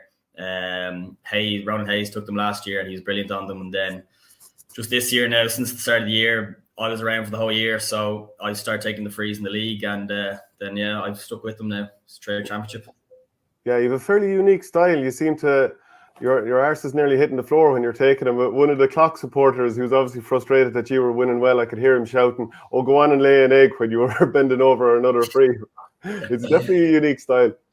Yeah, something, I don't know. It's kind of developed over the last few years. I always liked DJ Carey's style of taking frees. And I remember he used to kind of get down low like that and kind of take his time over the ball. So there's a bit of that in it. And I don't know, I just feel like if you're closer to the ball, you have a better chance of rising it in the right way and getting a better strike. So I don't care if it looks stupid. If it works for me, it does the job. Yeah, so Oisin was good crack about that. And I was asking him all about different things, like, for example, his nickname, which, you know, playing against Crokes over the years, I've often heard people roaring burger at him. But as we've kind of noted before, there are some unbelievable nicknames with some great origins to them all across the country. You have yourself muted. Right, yeah, no, there's some great nicknames, and the old Dumb and Dumber. How's your burger line would definitely come up if I ever meet him again. Actually, didn't realize that was his nickname. If I ever meet him or see him anywhere, I'm just going to ask him that, I think. Yeah, and I also spoke with Owen Cody, so this is a little bit of the Q&A I did with him, and the first one really does. I really did enjoy that one. So here's a couple of minutes of Owen Cody. First time of being at Croke Park. Croke Park. No, remember I started crying and wanted to go home after that. Carver got his hat-trick in 2010. I was balling. I was trying to get to go home early, but in fairness, my parents actually, I was with my parents and my uncles and granduncle, they made me stay. So that's probably what it's all about, respect. And someone probably learned that day, look, no matter if you're losing, you stay to the final end, you go to the bitter end. And yeah, I remember that was a tough one. I remember that all right. I was smiling at the same time, I have to say. Who's your favourite player of all time? I think TJ. I think it is TJ. He's definitely. Okay. Who's your favourite, or sorry, your toughest opponent and why? Mikey Butler. I think all the 0 goals, 0 points I've ever put up against them in games, I come out with no score for playing with Loughlin's, and in training matches, I think that's probably the answer. And unbelievable, and I think whole country saw it this year. Like, he's unbelievable, and he has been like that the whole way up. But this year he really got the credit he deserved, and so I'm delighted for him that he got the All-Star and Young Hurler. So I thought maybe he might have won just got Hurling Hurler, but for me he was definitely the best defender in the country this year. He was unbelievable. What team do you most like to beat? Club, county, college? Like to beat the Village. I'm not totally surprised there. Who's been the biggest influence on your career? Biggest influence. I suppose there's probably likes of actually a minor level, like kind of made my breakthrough at that level, probably would be big influence. Peter London and Pat O'Grady. I wasn't on the panel, and then kind of made a breakthrough, and they gave me my chance, and I probably hadn't really looked back since. So look, a lot of credit goes to them. Then obviously, like say Henry, TJ, Brian Coyle are 3 massive influences in my career as well. What's been the biggest disappointment to your career? Ballygunner, the Ballygunner game. It's tough. That's, you know, we were going for history there as well. The 50th year was the start of the 50th year, and going for nearly the 3 in a row kind of All-Irelands, and never been done before. And obviously, last minute goal was such a sucker punch, so that definitely fixed this thing. What would be your proudest day playing? Yeah, so I said, well, probably my first was the first county final we won minor, because we hadn't won minor since '97, and look, that kind of brought the whole parish. Like, look, we hadn't won a county final in 2 or 3 years, which was probably unusual. We hadn't been there, but we were out of kind of sorts. Ballyhale, people were going great. We won a minor, probably first never won anything with Ballyhale, like underage or anything. We won a minor and probably showed the parish that look, there's a new crop of lads coming through, and probably haven't looked back since then. Who's the joker on the Ballyhale panel and why? Joker. Joey Holden probably has the gift of the gab there. He's good for taking a man down, just the one-liners. But the joker, any real jokers? Surely Adrian Mullen. I've seen him do all sorts. Adrian Mullen, he's just mad. He's not much of a joker. He's just a lunatic. Yeah, didn't he end up wearing a little skirt one day after when you were celebrating one match? Yeah, it is. Can't tell you what to be going on after them days. They'll be going. God knows what will be happening. I wouldn't even know myself.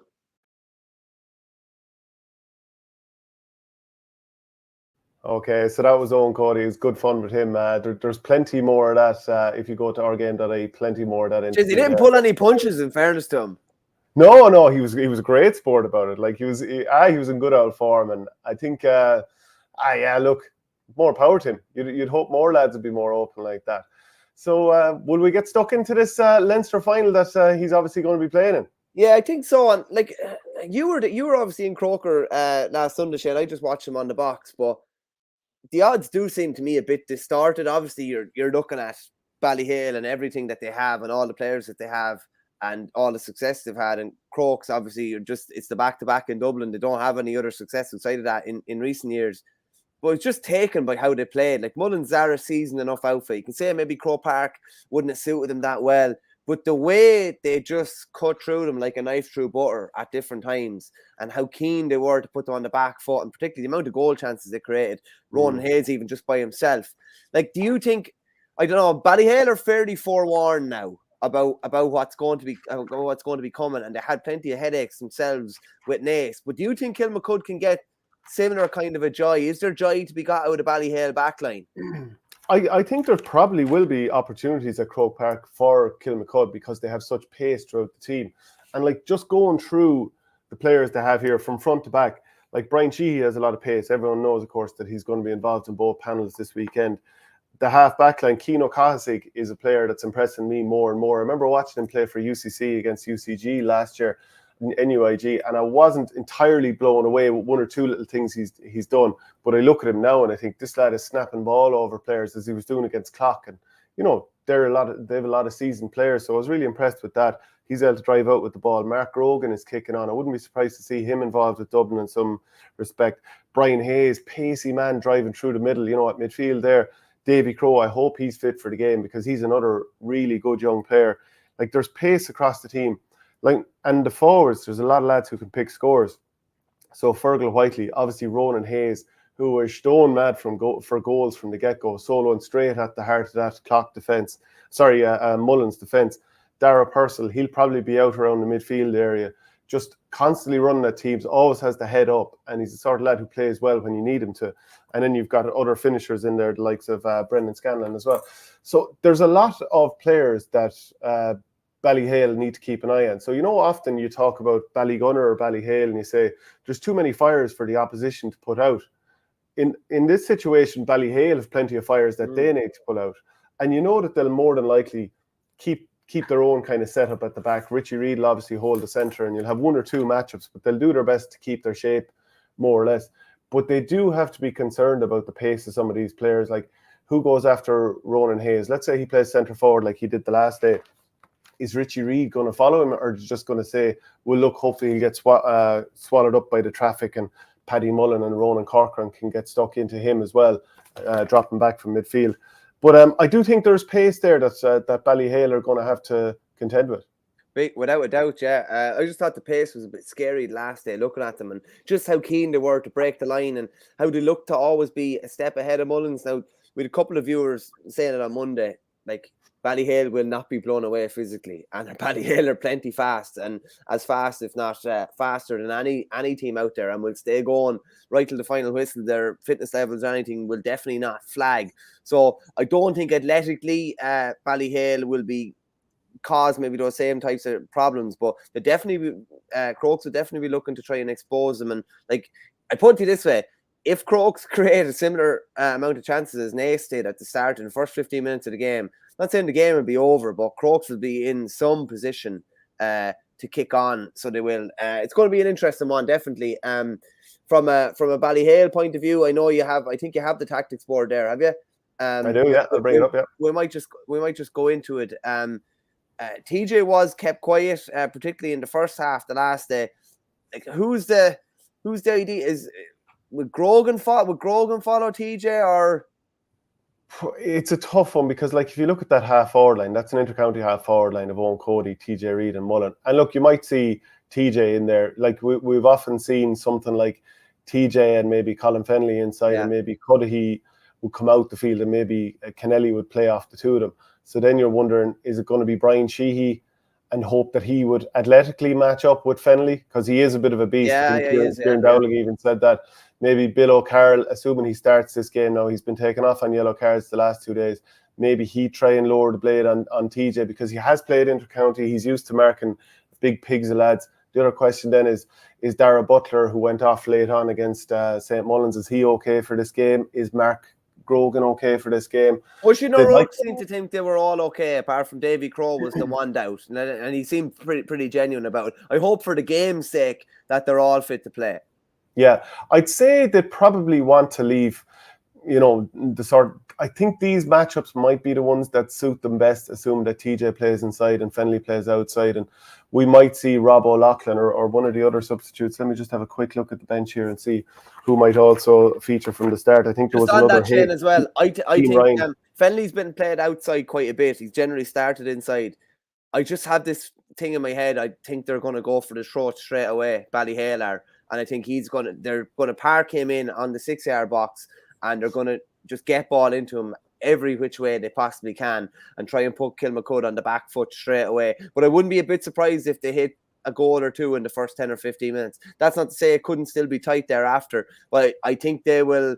I think they'll have a bit of a point. It's funny, they hadn't really been tested up until last Sunday, and I think they'll have a point to prove from that. And even Pa Hoban's words were fairly damning of them, of a team that still won by 12 points. Yeah, and I think they'll be looking to try and make an impact from the very start, and they've done that in games before. Just lay down a marker straight away. It's funny how games are different. Like Fennelly didn't, he wasn't getting on much ball early, whereas on Sunday he could have 2 or 3 balls in his hand inside the first 3 or 4 minutes, and I just think he'll bulldoze, and he'll try and bulldoze. I do expect to see him come out, and I think Pa Hoban talked about him being more aerobically fit this year, that he can play outside a bit more, maybe where he's just a kind of a battering ram inside before this. But I definitely think they'll go for the throw straight away.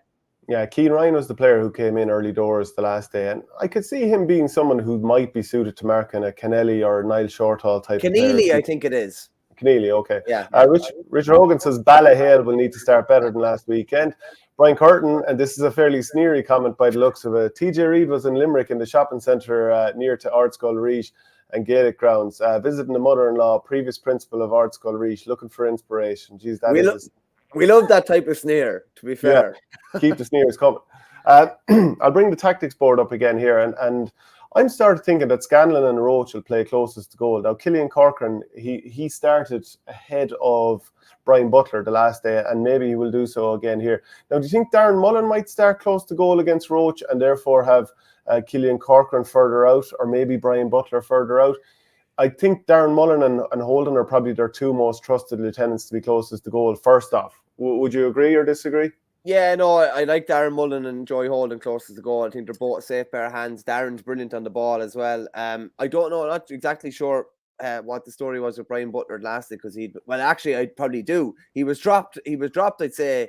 I would say he actually was dropped because Jack Gallagher caused him a lot of trouble against Castletown Gagan. Now, I wouldn't be a bit surprised if he was back in. He's not your typical cornerback. He's about 6'2" and probably about 15 stone. Big, robust type of a player.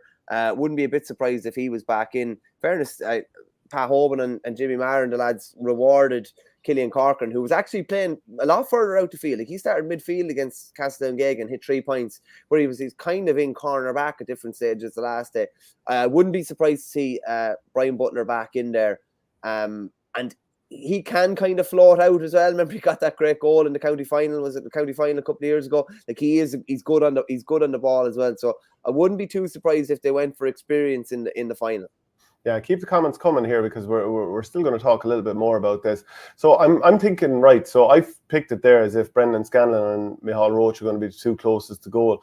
But in some ways, you'd be thinking that's a lot to ask of 2 very, very young players who aren't, hugely physical at this stage of their career, and they'll be up against pretty seasoned guys at this level in Joey Holden, who's obviously an All-Ireland winning captain, and Darren Mullen, who's played at this stage several times and was even marking the likes of Desi Hutchinson and Croke Park earlier this year. So they might look to put maybe Ronan Hayes in there just to have a slight bit more of a physical presence.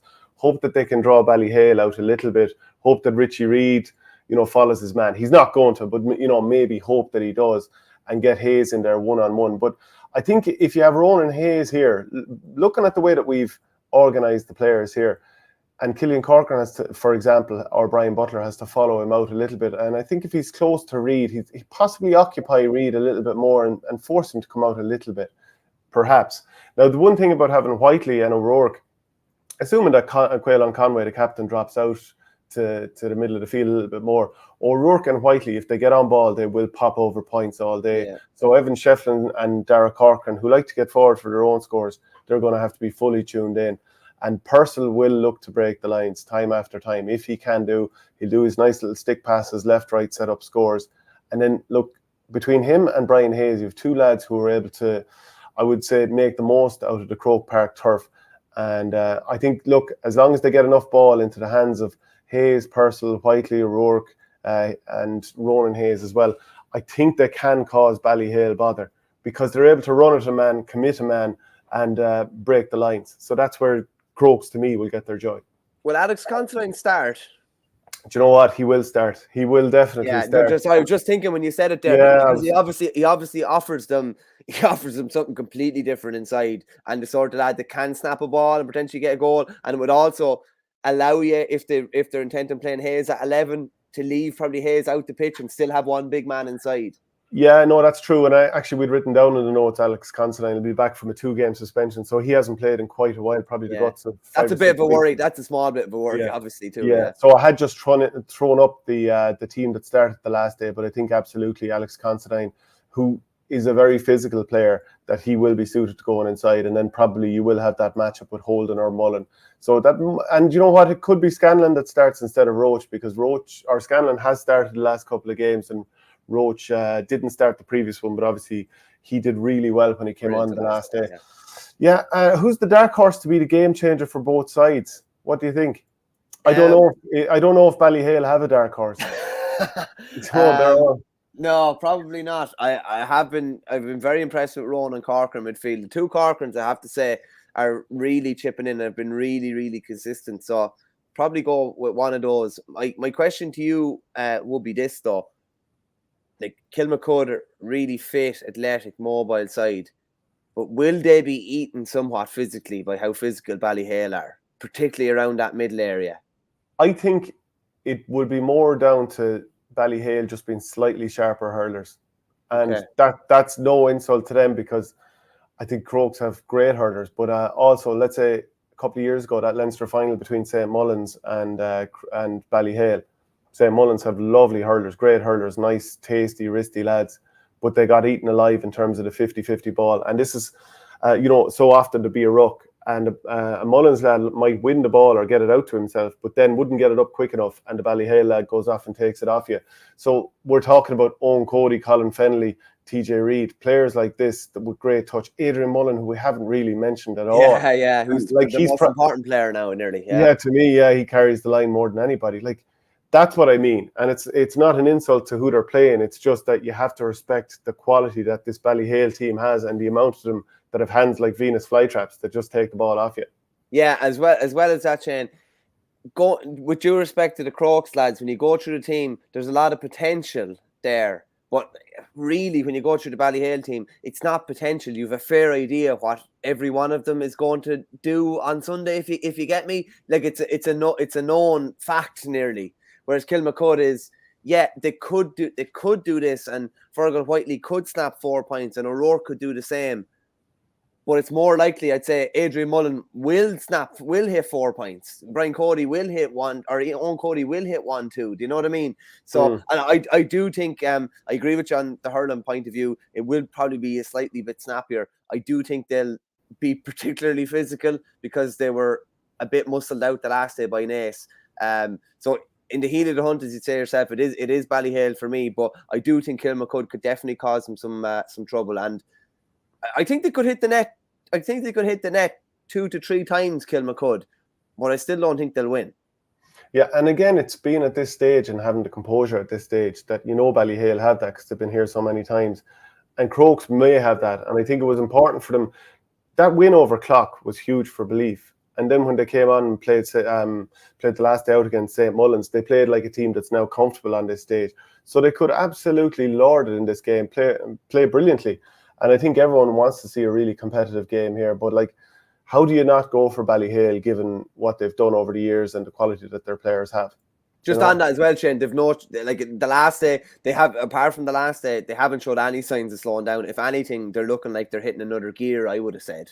So it's definitely, it's Ballyhale probably by 6 or 7 in the wind-up. Yeah, Richard Hogan says that Mullins game was in Portlaoise. This is against Ballyhale. Croke Park is a bit different. Paddy Mullen lacks pace in midfield and would be concerned about his discipline. Derek Corcoran to get a couple off overwork.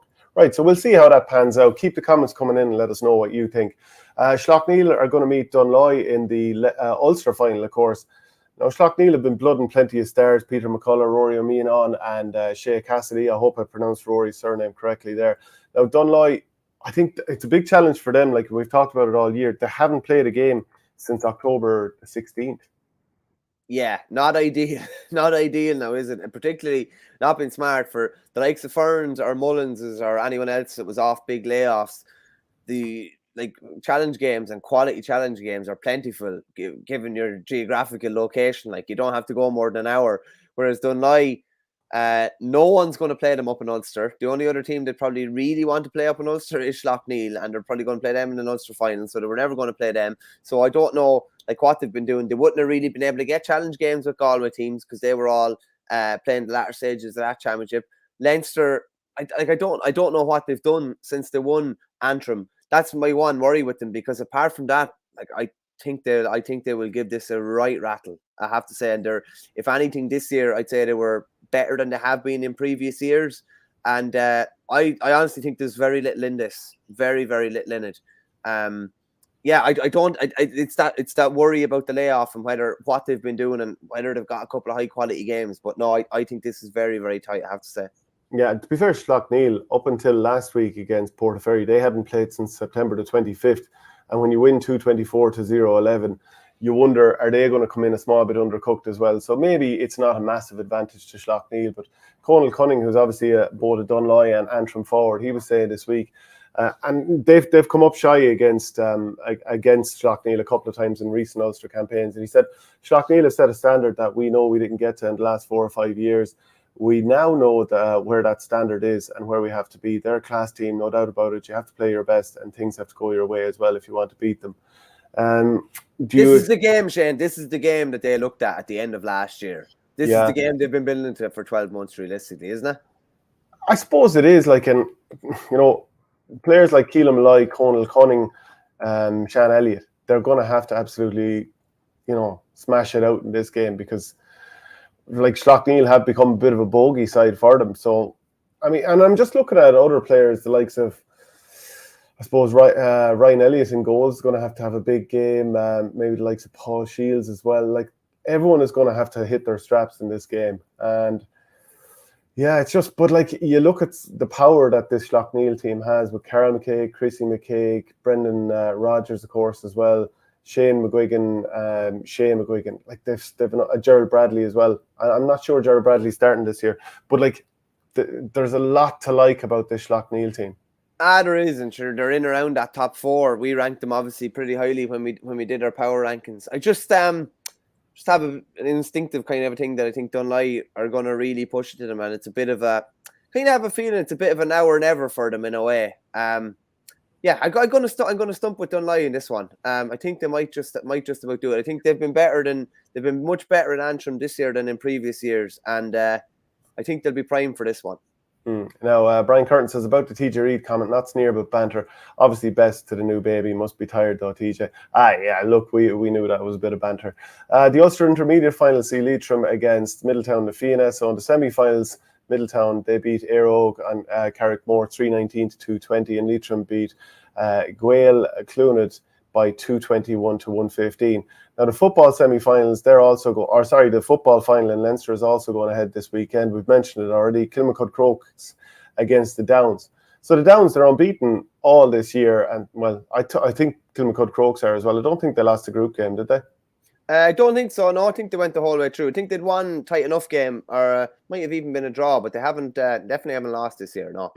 Yeah, and I was speaking to Niall Mitchell, who of course is a hurler for Clonkill and also for Westmeath. I spoke to him about this match and their run to Croke Park this year with the Downs. I would have finished up at Westmeath and we would have been in the thick of the action with the Downs, which wasn't really good for the likes of myself and Dara because we hadn't played football, in so long. And, it would have been, I suppose, skill-wise, it would have been quite difficult to get up to the pace of things. But with this year, we had maybe a month or two, I think, because Westmeath went quite far with the Tailteann Cup being on. So I suppose that was a key thing, I suppose, with regards personally how I've played anyway, because, I had that couple of weeks practice, to get up to speed of things. Getting to I suppose the quarter final against RD. It's funny, we kind of prepare for that game as I think that was the key kind of turning point with us. We prepared for that game nearly in more detail than a county final or a really important semi-final or even the Rat Oak game for that matter. We expected a really, really tough game out of RD. It's funny, we would have played I think St. Martin's from Louth, another team from Louth last year in a challenge game, and they bet us by maybe 20 points in the challenge game. And then seeing RD beat them in the semi-final, it kind of was like, wow, we need to perform here or we're going to be gone out of this Leinster Championship. So we did put a lot of effort into that, both on and off the field, and we performed really well that day in Cusack Park, and then that got us obviously to Rat Oak in Croke Park. Then two new teams, anything can happen, and I think that's really that explained the game. Anything can happen. We were home and hosed, and I suppose an accumulation of a couple of things, sending off, and maybe just taking our eye off the ball, put us in, hot water, and we were incredibly lucky then to get out there with a win, And I also spoke to him about Luke Loughlin, who's obviously had a great journey of recovery since being in a fairly desperate situation in not too distant past. So the rest of that video is there. But you saw the Downs against RD, didn't you, that game? No, I actually saw RD against Colmkill, and I fancied RD coming into that game because they played lovely style, and Niall was obviously fairly aware of it, and they sound like they were primed for that game more so than any other game they've played. It's 50 years since they played in a Leinster final, and it was interesting just to hear Niall, who obviously plays hurling with Clonkill, but football with the Downs, and as you said, he's well renowned as a Westmeath hurler as well. But just talking about how their journey at the moment is caveated with the past. So they'd have lads coming up to them saying, "Oh, great win for you the other day. It's great to see the Downs back. Great to see you in the final."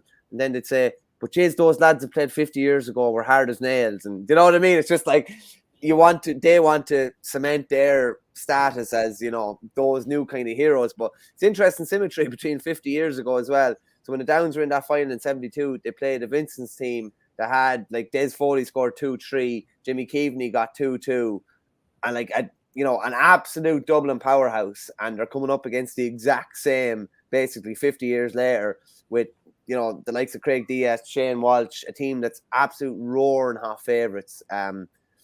And it's funny, the Downs have averaged about 20 points per game from the start of the Westmeath Championship the whole way through. They hit 212 the last day as well, which is 18, not far off it. But Crokes will literally strangle them. And on kickouts especially. They're unbelievably well set up from kickouts. And what's a realistic tally, Shane, for the Downs to score at the weekend? 20, not been smart if they got half of that. And it's going. I think it'll be Crokes don't shoot the lights out for all the Shane Cunningham coming off the bench or starting or and Darragh Mullen and Shane Walsh. They don't put up 218, 219. They put up a good healthy score and they just reduce you to such few chances at the other end. Like, what did Port Arlington hit the last day? Was it 5 points Port Arlington hit the last day? Something Yeah, it very was small, very, you know. very low. And even like the Ballymun, not the Ballymun game, the Coola game. Coola hit, I think, finished with 1-9. I think it was 14-9. But they scored like very little in the last 15 minutes. They really just sucked the life out of you. So I think it'll be fascinating to see can Niall Mitchell get the ball in his hands? Can Luke Loughlin, who's generally been kicking 4 or 5 points per game, can he get his hands on the ball on Sunday? That'll be fascinating. Yeah, it was 112 to 4 points in the semi-final against Port Arlington. If I remember correctly, Port Arlington didn't score from play till about the 47th minute, so they really were shut down. But like, to be fair, at the same time, a lot of the terms of engagement were dictated by that fluky goal by Andy McGowan early in the game. It looked like he was trying to clip it over, it went into the top corner, and the keeper couldn't quite get to it in time. But like some of the other players in terms of what they scored, Dara Mullen, he got 3, one mark, 1 free. Shane Walsh the same, he got a free at a mark. So in terms of scoring from play, outside of Purcell and a couple more from Sheehy and O'Connor, it's not like Crokes shot the lights out from play. So you're definitely on the ball at that point. Whereas for the Downs, they hit 2-12 in their semi-final against Rathoat. Now, I think the way that they weren't able to keep Daithí McGowan down, he scored 6 overall and 3 from play. You know, if somebody's got a hot foot in a game, you got to be able to take them out, not rather than a hot hand. It was funny to hear Christy McKaig talking about that as well, about, you know, the fear of a lad who's absolutely flying coming into a game, or his form is going unreal. Because I'd often think of the psychology of a forward who's in prime form, that they'd be bigged up nearly, and that they'd be built up to be taken down a small bit. So I just thought that was interesting as well. But they definitely can't let Shane Walsh control the game as he has in many games, and maybe not as much the last day. But I just think it'll be fascinating to see like how much can they get Luke Loughlin on the ball. When he's on the ball, you know, and Niall Mitchell said in another interview, he just said Luke has been taking the right option the whole time. He's been taking the team option the whole time. But will he be forced to be taking lower percentage shots here when, you know yourself, when you're playing against this type of caliber of a Crokes team, you're going to have less time in the ball. It's going to be more of a snapshot. It's going to be less relaxed in your shooting. It's going to be more panicky. So I tell you what, you know, and it's, you know, you could say it's a cliche or whatever, but the Downs getting off to a good start and making sure that they're in the game early is huge, because otherwise Crokes will just suffocate you. Yeah, not to mention breaking even at midfield, because Craig Diaz is having a great season. So is the likes of Shefflin, and they, the same as every Gaelic football team, really do fill the middle an awful lot. So winning that area is going to be huge. So we look forward to that. Keep the comments coming in if there's anything you want to say about that match. The Leinster intermediate final see St. Mogues feathered. They're up against Dunshaughlin. The semi-finals, Dunshaughlin beat Cooley Kickham's 14 points to 6. Feathered beat Mullinavat 7-5. The Leinster junior final is also on. St. Adamstown will meet Castletown. Castletown beat Clonmore 10-7, and St. Abans had Multy-Farnham by 8 points to 7. Now the Connacht senior final just quickly, Shane, before you go into that, it's a peculiar enough one that it's Meath and Wexford teams in both of those finals. Like Wexford, obviously, you know, a big dual county, but is it any coincidence that, you know, Wexford football teams are doing a lot better at club level than Wexford hurling teams because of the gap? So the hurling played an awful lot earlier. The football is played after, and they're flowing straight into provincial championships. And just as well, we had it on the Twitter there recently. Wexford have voted in favour of keeping the same structure again, hurling before football, so they can have no complaints if they're, you know, wondering why their teams maybe aren't going that well at provincial level. But it just thought it was an interesting one that both of those teams have got on well at provincial level, having just gone off their campaign, whereas the hurlers look to be struggling. Yeah, there's an interesting bit of news just breaking there on the Examiner. So former All-Ireland winning coach Eamon O'Shea is back in intercounty management, but his new role will be a lot less demanding than when he was guiding his native Tipperary to a couple of All-Ireland titles. O'Shea is going to take charge of a Galway development squad largely made up of junior players to play in a Connacht League in January, which will also include a team from New York and Longford. What do you make of that? That's an interesting one. His own young fella might come into that category, would he? Like, of a development squad, even though he was in around the senior squad last year. But Donal, yeah. Well, look, I believe he's after filling out over the winter as well, and he was on the senior panel and featured against Dublin in the league at Parnell Park, and I think he was involved in other panels, but I can't remember him featuring after that. He could be and it could be a case of finding some of the players that have impressed in league, haven't previously been given, in championship in the club, haven't previously been given an opportunity with Galway, and they thought, well, let's get them in and see how they respond, see what the attitude's like, see is there scope for them to kick on to the next level. So, I mean, if you've got the resources to do it, why not? Can I just say as well, development squads aren't the sexiest of squads, shall we say? It is a big sacrifice, and you have to think of the long-term picture. But if you know Eamon O'Shea is going to be shaping your play and what you could learn from him, like you wouldn't. I think you'd have lads. I know if I was in that sort of sphere or whatever, I fell into that category. You'd be running to try and see can he develop you and bring you on. Yeah, there's other counties who have development squads anyway, so it's not like it's a completely unusual thing, is it really? No, what would be unusual is the fact that they're actually going to get to play somewhat competitive games. Because you never. It's usually just that, and that's the thing. When mentioned about lads from number 26 in the panel to 36, you can come back to the club quite ring rusty from not having played many games. So at least they'll get a few games, and I'm sure it's a case of tipping away at a gym program, doing similar to what the senior players are doing, but just playing with your club, I'd say, the whole way through. I don't know if it's something that I don't know how long that's going to stay going for, if it's just something that's for the duration of that competition. But it is great to see New York and Longford involved in it as well. The chances for Longford to take part in those type of competitions are pretty slim, and obviously New York, like that's like I can't. It's a long time. I'll put it that way, but a fairly long time, 2 decades since they took part in a competition like that. Yeah, Johnny Appleseed says, I think the Downs will put in a good performance, get a goal or two, but I can't see them keeping it that close. Crokes by 8 or 10. So that remains to be seen. So Tourlestrane and Mike Cullen. I'll put up a video of Peter Cook just shortly, but you interviewed Eamon O'Hara this week, and so you got a fair bit of insight on Tourlestrane. I did indeed, yeah. He's obviously Tourlestrane's most famous son. They're only All-Star. I think one of only maybe 4 or 5 All-Stars within the county. But amazingly, Tourlestrane have only lost 1 game in the last 7 years, and that was this year. One game. So they've only lost 1 game in Sligo, I should say. Sorry. They've only lost 1 game in Sligo across league and championship in the last 7 years. That was and only won one in Connacht. Yeah, they've only won 1 in Connacht. A couple of them are tight. I think Ballintober beat them 6-5 a couple of years ago, and they're beating in. I think the Mitchells bet them as well. But they've really been dominant. And Eamon was just saying, I thought this was mad. So he won 8 county titles in his own career and never did back-to-back. Isn't that but like it's a bit, yeah. He said, he basically, I said, so you did year on, year off. And he said, yeah, he's no problem saying, he said, we call it the big head syndrome. We'd win a county title and we go around with big heads for the year after and we wouldn't do the same attention to detail as the previous year. And I thought it was searingly honest. And he just said, and this is what I'd like to do if I get into coaching and management, and I'm sure you're the same. Mistakes that you made as a player, you'd like to rectify them as a manager, and you'd like to see, if standards are dropping or you see players getting complacent, you bump the standards back up again. He was involved with Jerry McGowan. They were co-managers.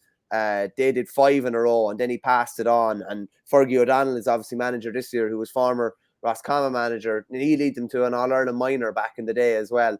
And I just talked about the mentality thing as well, that he was involved in the 20s, Eamon was, and just trying to get that mentality out of them that we're Sligo and we can't compete, or we'll put up a good run for 25 minutes or whatever, but we won't finish it out. So I think that could be tight enough at the weekend. Now it was dogged against St. Mary's. They played 2 St. Mary's. They beat St. Mary's in Sligo after extra time in the county final. Then they beat St. Mary's and Leitrim in the semi-final. It was pretty, hard stuff to watch now, 8 points to 6, but they got through it.